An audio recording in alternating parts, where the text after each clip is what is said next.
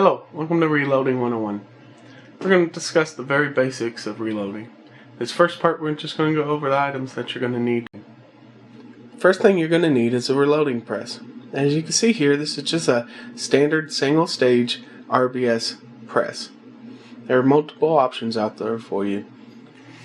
One of the first things you're going to do is clean your brass. Here you have two options. Either you can use a sonic cleaner or a tumbler.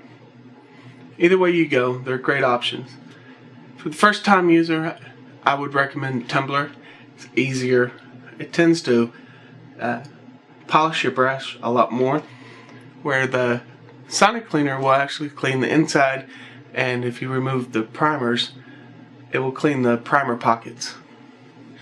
If you're going with a sonic cleaner, you'll have to pick up a solution. There are many options out there for you. I have two here. One's a Lyman and the other is RCBS. I personally find that the RCBS solution cleans the brass a lot better. Now with a tumbler, you'll have to pick up tumbling media. You have two options. One is going to be corn cob and the other is going to be a nutshell cob. This is a nutshell cob. It's the red one. I personally prefer the nutshell. For me, it tends to clean the brass and polish it just a little bit better and lasts a lot longer. Great thing with a sonic cleaner is you can purchase a cleaning solution to clean your firearms or parts of your firearms, such as bolt and bolt carrier of our AR-15. If you get a tumbler, you'll need to get a separator. After your brass is clean and separated, you'll need a die set. This is per caliber. As you can see here, I have multiple die sets. Some of them handguns, such as the .357, and some of them are rifle, .223, and .308, and .300 Blackout. There are different die sets, such as competition die sets, AR platform die sets, and just regular die sets. Whatever you decide, it will work just fine. With lubing your brass, you have multiple options. Currently here I have two different options. One is a spray, the other is going to be a case lube that you will squeeze onto the pad and roll your brass. Once your brass has been resized and deprimed, you will need to trim your brass. This is primarily for rifle reloading, as pistol reloading is not really necessary. Once you trim your brass, you need to deburr your brass. Here are two options of doing so. Right here, this will deburr and chamber your interior of the brass. That would do the exterior. These are both Lyman. And this comes with pocket resizers and pocket cleaners.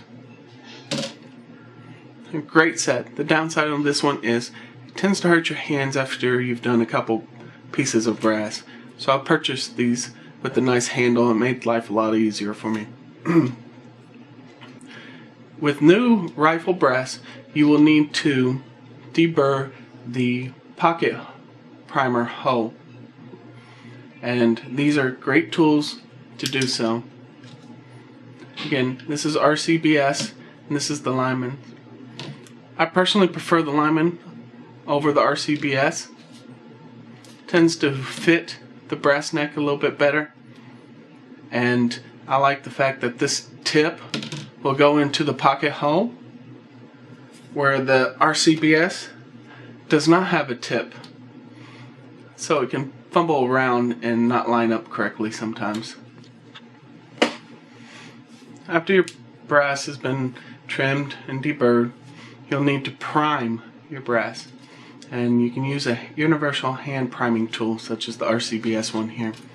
This works for both small and large primer. You will have to open this up and change out depending on if you want small or large primers. There are many options out there. Even your press can prime. It just seems to be real slow and tedious, and I would highly recommend picking up a good hand priming tool. It's worth its weight in gold. You will need to pick up a scale. Here are two options. You have the old-fashioned manual scale. You have a digital scale. Now you can purchase this scale by itself, and it's just this first part of it. With this one, you will need to calibrate each time you turn it on. And by doing so, you'll hit calibrate. Then it'll ask you for 50 grams. You put one of these on. And then it'll ask you for 100, and you put both of them on. And then it'll say okay. And you'll put them back down. Place powder holder and zero it out. With this one, it's extremely simple.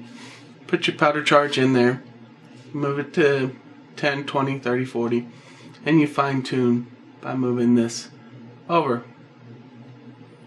And that gives you your 10th and 100th. Both of them goes to the 100th of the gram, so they're both as accurate as what you would need. This one's just a little bit easier to read and use.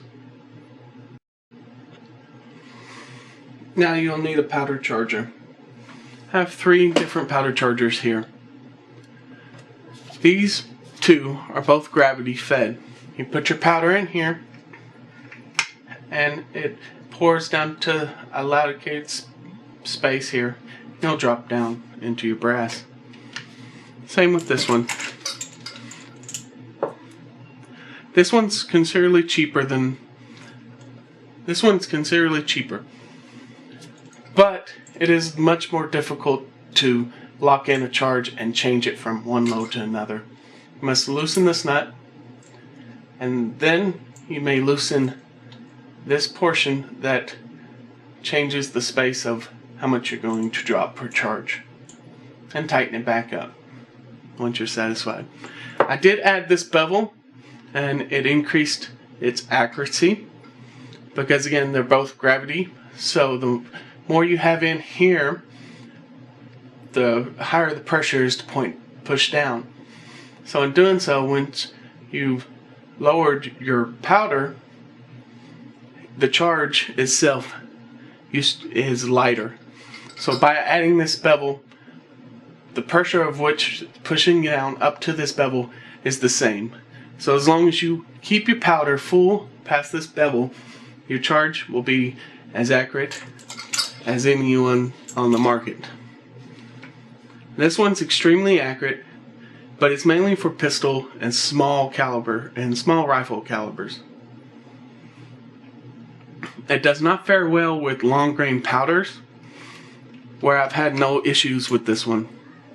This is a triple charger, and you put your powder in here, type the grain, the weight that you want, and it'll spin and drop it until the weight is met, and then you're free to grab it and pour it into your brass.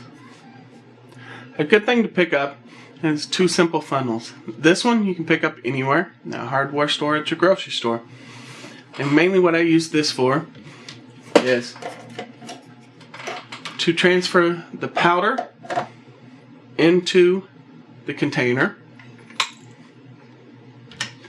and once I'm done, from the container to the powder can.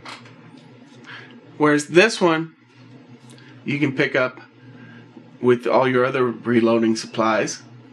You put it on your brass and you can pour your powder into it and it will go into your brass without spilling.